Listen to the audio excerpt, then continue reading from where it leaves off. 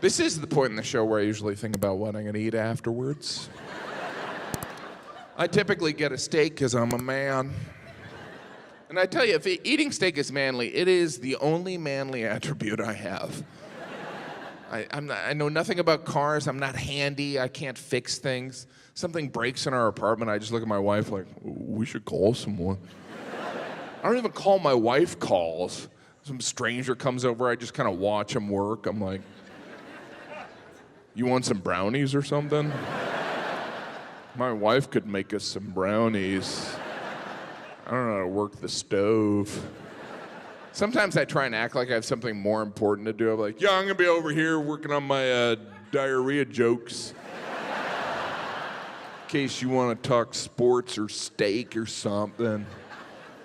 But I don't know why steak is considered manly. I guess it harkens back to when a man would hunt the animal, they'd kill the animal, and then they'd eat the animal. But now we just eat the animal. And it's not as if hunting a cow was ever that hard.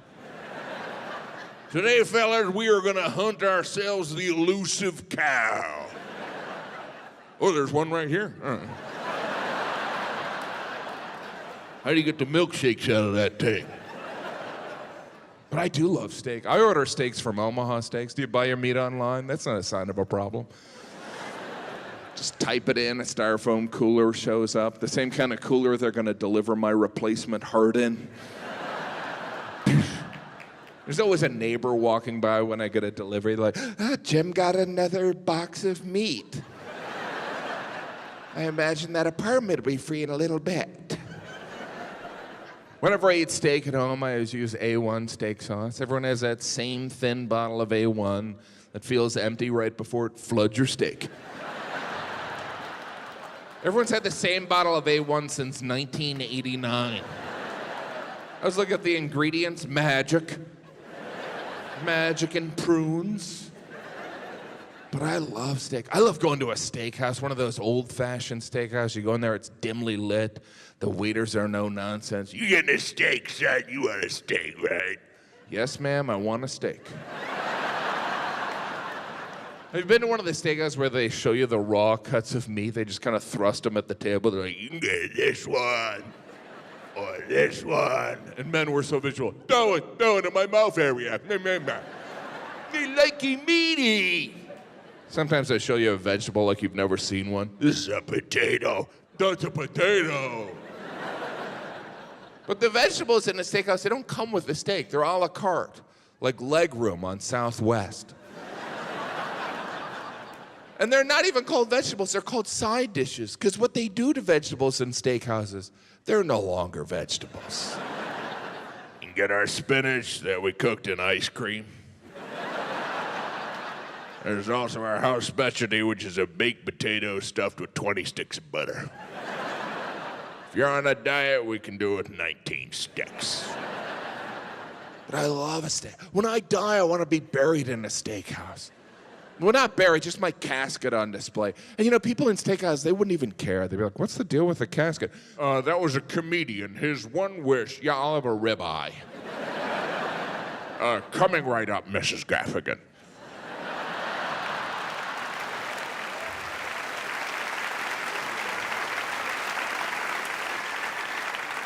I do love steak, but it is rather barbaric, right? I mean, we're eating a part of a cow, and I love animals, and I love animal lovers. My favorite are the people that carry around the dog in a bag. Whenever I see that, I always think, what an adorable way to let us know you're crazy. Because they're crazy. They're carrying around an animal that can walk in a bag. They're not going to the vet, they're shopping. That's okay, but if I carry around a canned ham, I'm a weirdo. It'd be one thing if the dog looked happy, but the dog always has a look on his face like, can you believe I'm sitting in a purse? I was part of Mexican royalty. But I get it, I love dogs, and I think it's cute when people dress their dogs up, but how do you have your dog in a jacket and walk by a homeless person? Sorry, I'd help, but I spent all my money on a coat for my animal that's born with a coat. I love cats. Some people don't like cats. Our neighbor has a cat, and she lives in a studio apartment, or as I refer to it, a litter box. One time she asked me, she was like, "Can you even tell I have a cat?" And I was like, "No, but I can tell you have a box of turds in your apartment." I'm not sure if that's the same question. We all have the friend with the cat, right? In the small place, you visit them, the cat does their business. You don't really acknowledge it. You just go on with the conversation. What do you want on your pizza? Bleach. Febreze, can we open a window or knock down a wall? Are my eyes bleeding? How about we throw a diaper on the kitty? But I get it, because I love animals. I think being around animals, there's a healing quality. But I also think we give animals too much credit. Like a dog is man's best friend. I've never seen a dog help someone move. Yes, horses are graceful and elegant until you see them poop standing up. Dolphins are smart. Learn English like Jesus did. For the record, I would never eat a dolphin because I don't like fish. And I know I'll get tweets where people will say, dolphins are mammals, and those are the people I block. Because that's how I deal with criticism. Sometimes I feel like I'm trying to get fat. Last night I was eating a pint of ice cream, and I finished it because I'm American, all right? I took off the lid and I threw it away because I'm not a quitter, everyone. And because I care about the environment. I was conserving energy by not refreezing it. You're welcome. Of course, it was at night. You ever eat ice cream during the day? You're like, what are we, 6 years old? Did we just get our tonsils out? Why are there people around me? Shouldn't I be alone watching Lifetime? Those hoarders, those are the ones with the problem. I was eating a pint of ice cream in sweatpants like a man. My wife came in the room. She was like, Jim, are you going to eat an entire pint of ice cream by yourself? I was like, hopefully. Unless you selfishly want a bite. Jim, you have a 9-year-old daughter. Don't you want to be at her wedding? Not really, no. Wait, is there going to be ice cream at her wedding? Because if you promise, I still don't want to go. How would attending a wedding, why would that be an incentive? It's like, don't you die! In 18 years, there's an awkward party you have to pay for. And we need you to write a check. Now, I understand weddings are an important event where we spend a lot of money so that the bride can pretend to be a princess and marry her prince and live happily ever after because magic exists. And we're a bunch of weirdos. Weddings are kind of weird. I mean, what's the logic? It's like, well, we love each other. Why don't we pretend we have a kingdom? We'll invite your parents' friends and my parents' friends, and we'll have a banquet. And the two kingdoms shall come together as one. And we can start our married life with a total fantasy before we go on a completely unjustified vacation. It's strange, right? I mean, weddings started off as these crude medieval ceremonies where women, daughters, were exchanged as property. Yet over the course of centuries, they got worse. That's why people cry at weddings. I can't believe we're still wasting money on this. Whenever I see someone crying at a wedding, I would say, don't worry, it probably won't work out. It is nice to be invited to a wedding, but you always look at that invitation like, this is gonna cost me. Oh, good, it's out of town. Wouldn't want to use those vacation days for vacationing.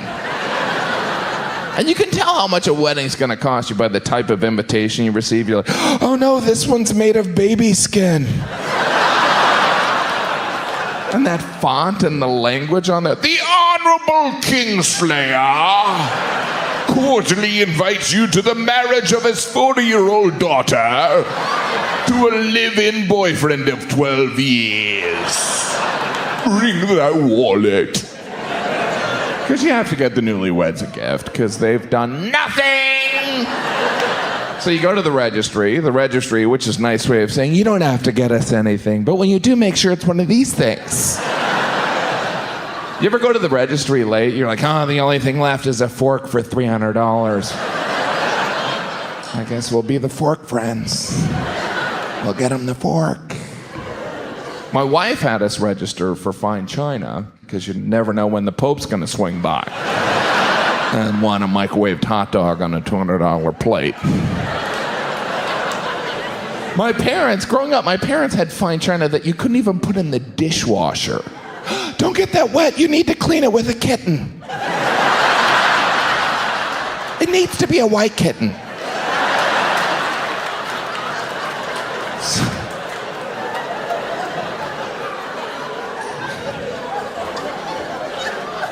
At most weddings, the guests receive a gift, right? Sometimes it's like a bag of almonds covered in candy. Thanks, I guess we're even.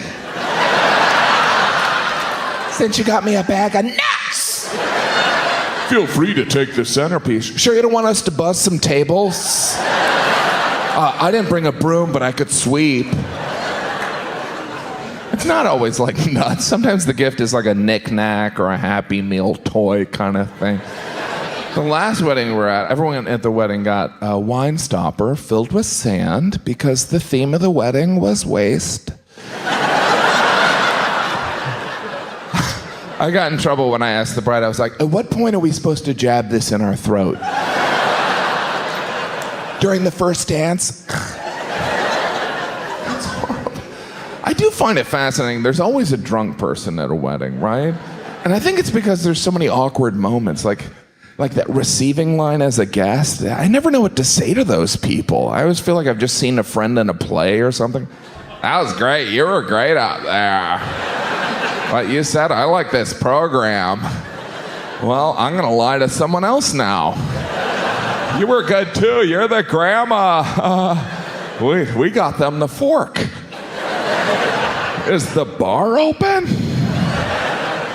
Some of those wedding rituals. Have you been to one of the weddings where the groom removes the garter belt from the bride and flings it to a crowd of perverts? Because he cherishes his What? Who came up with that one? Hey, you know how the bride throws the bouquet? That was something for the fellas. Maybe the bride's underwear. What happens to that garter belt? Oh, I have it in a very special place. It's in a room covered with photographs of the bride. And there's candles and fried bread everywhere. I'm not against marriage. I'm happily married. I'm married to a beautiful woman, the type of woman that when I'm with her and people find out she's my wife, there's usually an audible, wow. Which I suppose is flattering, but it hurts my feelings. I'm not a Yeti. Wow. Someone could approach me and be like, Jim, we've discovered your wife has no visual perception. Yeah, we don't need to correct that or anything. She doesn't like glasses. But I like being married. I like having someone to look out for me. And my wife wants me to live longer. We all want to live longer, but how much longer? Like, you ever see old people, really, really old people, the look on their face, they always have that look like, oh, I can't believe I'm still here. I would have eaten so much more ice cream. Why did I ever consume kale? By the way, this is all prosthetic. After the show, it comes off. I just air it out. It's like, I feel so free when I get it off. You know what I mean? It's getting harder and harder to motivate to exercise. In your 20s, you're like, I want to be with someone physically fit, so I'll be physically fit. And then your 30s, you're like, I want to fight off aging. And then your 40s, you're like, it's over. And now I'm at the point where I look at morbidly obese people and I'm like, they seem happy. That's one way to live a life.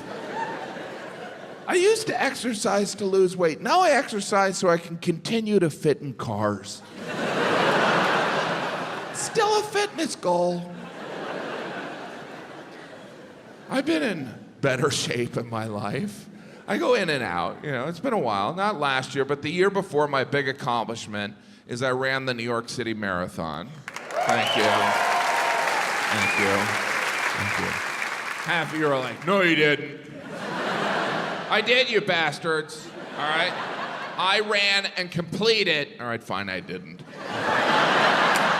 But I thought about it. Which I guess is technically different than running it. Turns out I couldn't run the New York City Marathon because I didn't want to. Which is the main reason I don't do a lot of things. I just rarely admit it. It's like, hey, Jim, why don't you come to my birthday party? I didn't want to. We never really reply to invitations that way. Don't want to go. Completely available, just not interested. Really wish I wasn't there, so I won't be. I know people who have run the New York City Marathon. They always bring it up. They're like, yeah, I ran the New York City Marathon. I was asked, did you win? No, but I finished. What place you come in? I don't know. Sounds like you came in last. Really, what you're saying is you lost the New York City Marathon. If I were you, I wouldn't bring that up. But that's why some people run marathons, so that they can say, I ran a marathon, which to me is not a good enough reason. Heck, I can say I ran a marathon. In fact, earlier I did. Didn't feel good, it felt dishonest. I guess what I'm trying to say is marathon runners are liars. All of them. It's too far, it's way too far. 26.2 miles, that's too far to run, jog, or frankly drive, let's be serious. But you know what? I'm not a runner. Half of you are like, we never thought you were. At this point, we're not sure if you're a walker. But running is huge, right? There are stores just for runners. There's magazines dedicated to running. Runner's World, a magazine all about running. And if you thought running was boring, wait till you read about running. At this point, is there any information we don't have on running? Oh, you're supposed to use your arms when you run. What? I think I've been running backwards. No wonder I keep losing. The runner's high, I'm sure that's not a myth. Let me get this right. You're confusing exhaustion for high? Have you ever been high before? How can you confuse I can't breathe with joy? The runner's high. Has anyone ever used that as an excuse? Sorry, I ate all the chips, runner's high. Yeah, I ran a 10K in high school. I think I'm still high. But there's running, and then there's running a marathon. You know you have to pay to run a marathon? What? For the New York City Marathon, you have to pay $250 to run by yourself 26 miles. That's some S&M stuff there. That's like the subplot of a Law & Order Special Victims Unit. You gotta pay that up front. It's not like there's like a toll system, like 13 mile, my chip, what is this, a chip reader? You ever see the beginning of a marathon? All the runners line up in their voluntary prison number. And then someone shoots a gun, red flag. And the runners disperse like Godzilla's approaching. Ah! Why is there a weapon involved in a foot race? Whatever happened to someone saying, go? All right, let's review how we're gonna start the marathon. We'll get all the lemmings lined up there, and then without any warning, Cooter will shoot his .357. In the air this time, Cooter. Then we'll just sit back, count the money, and watch some of them soil themselves.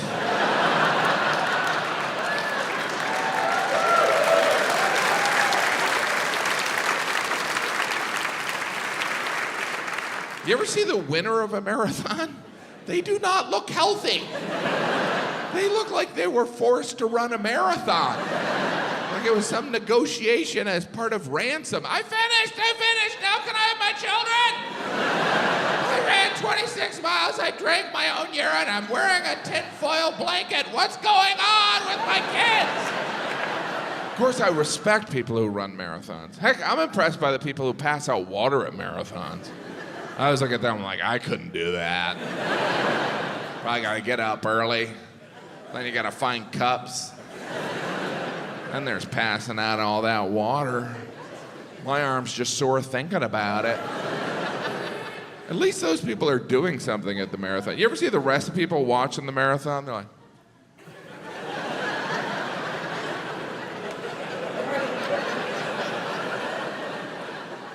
what is going on in your life?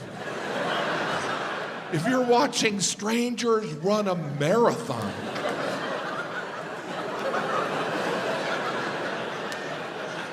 I suppose some of them are there supporting friends. You know, I wouldn't want that. I don't even want someone to see me in a hurry. That seems like a big request of a friend, right? Hey, can you watch me run 26 miles? Only take your entire Sunday. You can only watch someone run part of a marathon. It's not that big of a commitment. It's like, you can do it, you can do it. All right, I'm going to brunch. But you can watch someone run a marathon. You can't go into a health club and watch someone on a treadmill.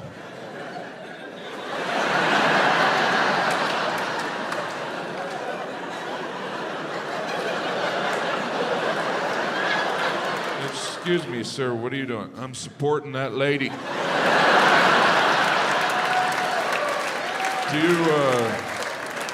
Do you know her? Not yet.